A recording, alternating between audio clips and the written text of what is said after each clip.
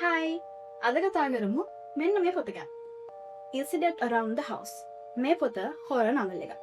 මේකේ මේන් කැරක්ටර් එක අවුරුදු 7ක පුංචි ගෑනු ළමයෙක්. එයාගෙනම තමයි බෙලා. වගේම එයාට ඉන්නවා යාළුවෙක් අද මමී කියලා. එයා තමයි මේ නවල් එකේ ගෝස්ට්. මේ ගෝස්ට් ඉන්නේ බෙලාගේ අල්මාරිය ඇතුලේ. මේ දෙන්න කතා කරන්නේ රැට. හැබැයි ටික කාලයක් යනකොට මේ ගෝස්ට් අල්මාරිය ඇතුලෙන් එළියට ඇවිල්ලා බෙලාත් එක්ක කතා කරන්න පටන් ගන්නවා. ටිකෙන් ටික මේ ගෝස්ට් බෙලාට ගොඩක් ලං වෙනවා. ඊට පස්සේ මේ ගෝස්ට් බෙලාට කියනවා මට ඔයාගේ හදවත ඇතුළට යන්න දෙන්න පුළුවන්ද කියලා. ඒක තමයි මේ ගෝස්ට් ගේ මේන්ම පොයින්ට් එක. මේ ගෝස්ට් බෙලාව ටික ටික බය කරන්න පටන් ගන්නවා. ඒ වගේම බෙලාගේ අම්මා තාත්තත් මේ ගෝස්ට් දකින්න.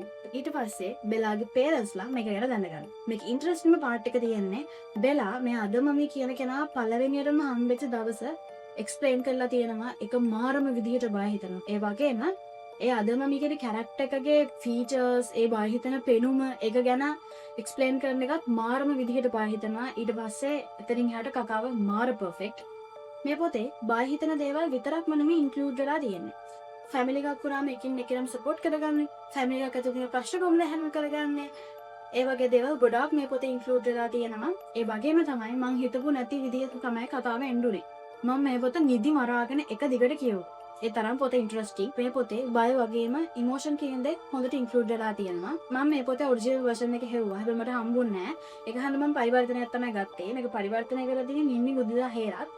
මේ පොතට මම රේට් කරනවා 10න් 9ක් විතර. මේ පොත කියවපු කෙනෙක් ඉන්නවා නම් කමෙන්ට් එකක් දාන්න යන්න. නැති කෙනෙක් ඉන්නවා කියලා බලන්න. මේ පොත මාරම ලස්සනයි. ඕකේ. බයි.